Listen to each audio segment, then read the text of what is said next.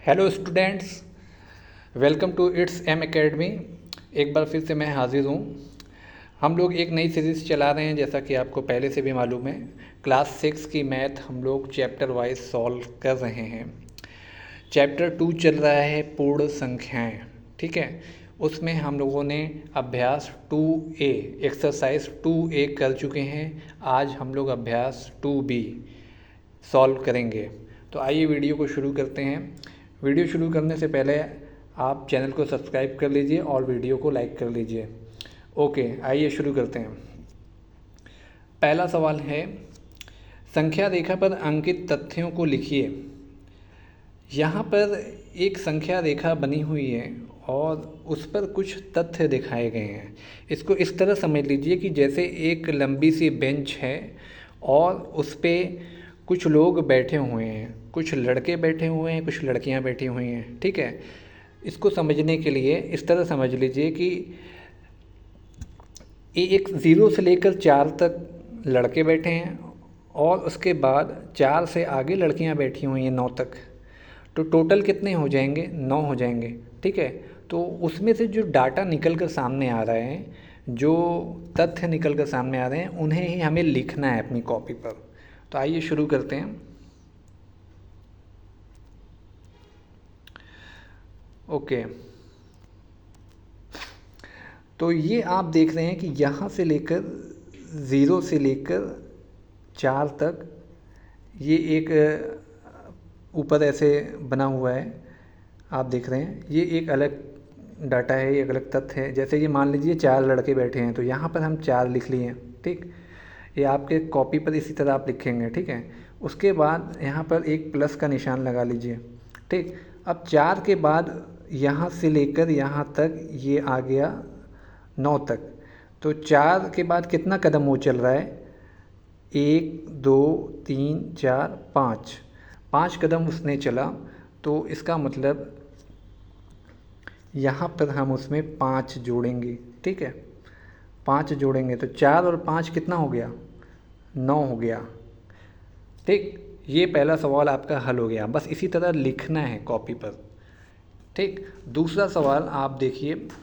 दूसरा सवाल पहले यहाँ से 0 से देखिए, 0 से लेकर 5 तक। तो पहले 5 लिख लिया, ये एक तथ्य हो गया, ठीक।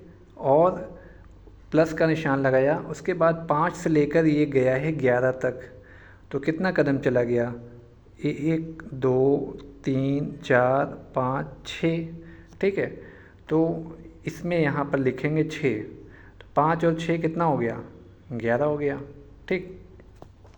इस तरह आप अपनी कॉपी पर लिखेंगे। ये सवाल हल हो गया, सॉल्व हो गया, ठीक है। आइए दूसरा सवाल देखते हैं। दूसरा सवाल दे दिया है, निम्नांकित तथ्यों को संख्या रेखा पर दिखाइए। देखिए पहले सवाल में क्या था, संख्या रेखा बना दिया था और हमको तथ्य लिखना था। लेकिन यहाँ पर उल्टा कर दिया है, यहाँ पर तथ्य दे दिया है, हमें संख्या रेखा बनाना है। तो संख्या रेखा कैसे बनाएंगे? संख्या रेखा बनाने के लिए आप स्केल से अपनी कॉपी पर एक लाइन खींचेंगे, एक रेखा खींचेंगे, ठीक है। स्केल से अपनी कॉपी पर एक रेखा इस तरह खींचेंगे। सॉरी, यहाँ टेढ़ी होगी, कोई बात नहीं। एक रेखा खींचेंगे आप और उस पर इस तरह से सेमी का निशान बना देंगे, ठीक है। और सारी से दूरी समान होनी चाहिए। जो निशान आप बनाएंगे उसकी दूरी समान होनी चाहिए, बराबर होनी चाहिए। मैं यहाँ कोशिश कर रहा हूँ, जितना भी बन सकता है बना देता हूँ, ठीक है। और उसके बाद आपको उस पर नंबर्स लिखने होंगे और नंबर्स की शुरुआत 0 से होगी। 0 1 2 3, ठीक है। इसी तरह 4 5 6 7 8 9 और ये हो गया आपका 10। तो 10 के बाद अब आप इस पे क्या बनाना है आपको? देखिए पहली संख्या दी हुई है 5, तो आप 0 से लेकर 5 तक एक इस तरह तथ्य बनाइए, ये। उसके बाद 4 दिया हुआ है, तो 4 और इसमें ऐड करना है, हम यहाँ से उठाएंगे और ले जाकर 9 पर गिरा देंगे। ठीक है, 9 कहाँ गया, ये है। ठीक, ये आपका एक सवाल हो गया। इसी तरह आप दूसरा सवाल भी करेंगे। दूसरा सवाल क्या दिया हुआ है, 0 से लेकर दिया है 5 तक। ठीक है, 0 से 5 तक दिया हुआ है। तो एक संख्या रेखा, ये आपका पहला था।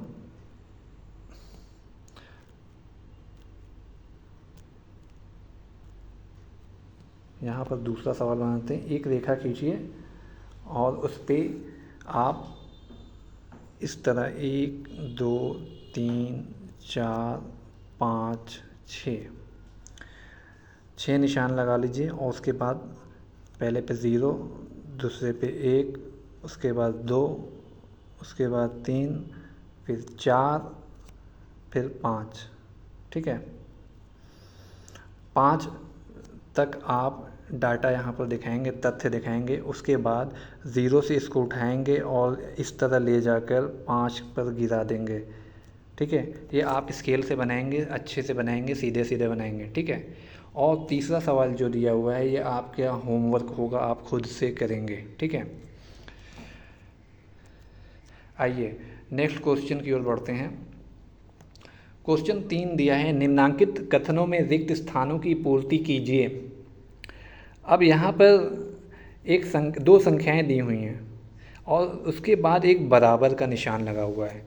जब भी बराबर का निशान लगा हो तो समझ जाइए कि दोनों तरफ संख्याएं बराबर होंगी, तब ये बराबर का निशान लगा होगा। ठीक है, 345 और 789, इन दोनों को जोड़ने पर जितना आएगा उतना ही इस साइड होना चाहिए, यानी जितना लेफ़्ट साइड होगा उतना ही राइट साइड भी आना चाहिए।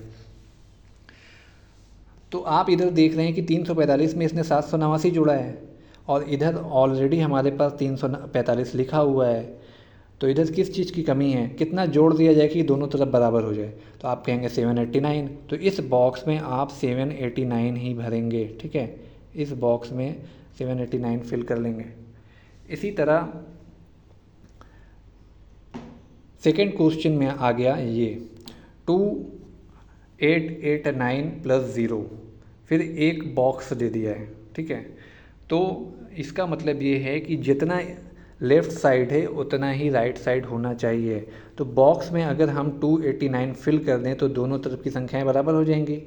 तो यहाँ पर 2889 आप फिल कर देंगे, बॉक्स के अंदर आप फिल करेंगे।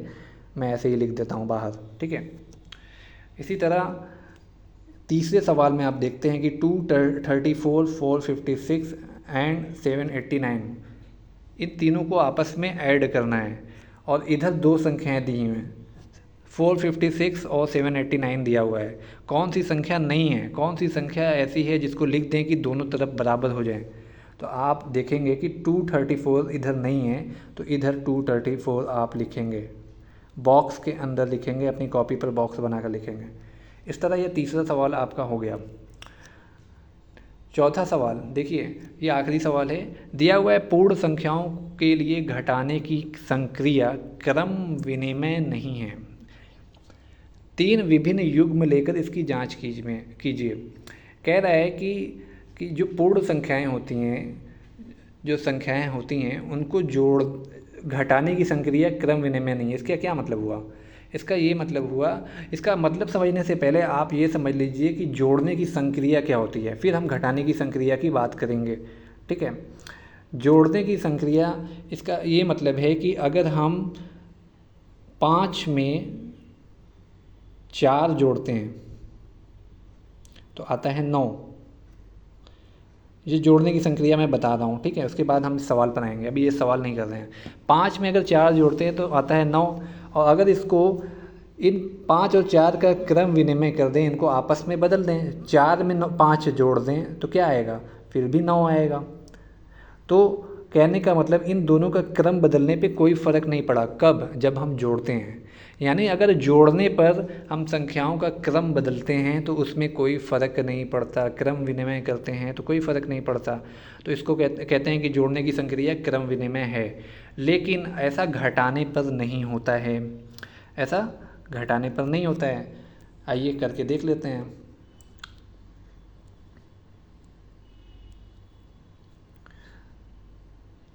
एक मिनट, इसको इस तरह मिटा देते हैं। ओके,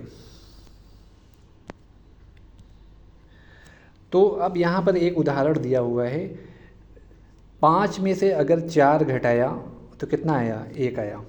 अब इसने उसी क्वेश्चन को पलट दिया, 4 को पहले कर दिया, 5 को पीछे कर दिया, यानी इनका क्रम बदल दिया। तो क्या पूर्ण संख्या सेम आई? नहीं आई। दोनों का आंसर अलग अलग आया, दोनों का उत्तर अलग अलग आया। यानी हम अगर घटाने में ऐसा करते हैं, संख्याओं का क्रम विनिमय कर देते हैं, आपस में बदल देते हैं, छोटी संख्या में से बड़ी संख्या घटा देते हैं और बड़ी संख्या में से छोटी संख्या घटाते हैं, तो दोनों का जवाब अलग अलग आता है। 5 में से 4 घटाते हैं तो 1 आता है, लेकिन 4 में से 5 घटा देते हैं तो -1 आता है। तो इसलिए कहते हैं कि घटाने की संक्रिया क्रम विनिमय नहीं है। इसी तरह नीचे वाला आप देखेंगे, दूसरा उदाहरण जो लिया है कि 11 में से 2 घटाया तो 2 आया, 11 में से 9 घटाया तो 2 आया, लेकिन 9 में से 11 घटाया तो -2 आया, क्योंकि 9 छोटा है और 11 क्या है, बड़ा है। और जब भी हम छोटे में से बड़ी संख्या घटाते हैं तो जवाब माइनस में आता है। ठीक है।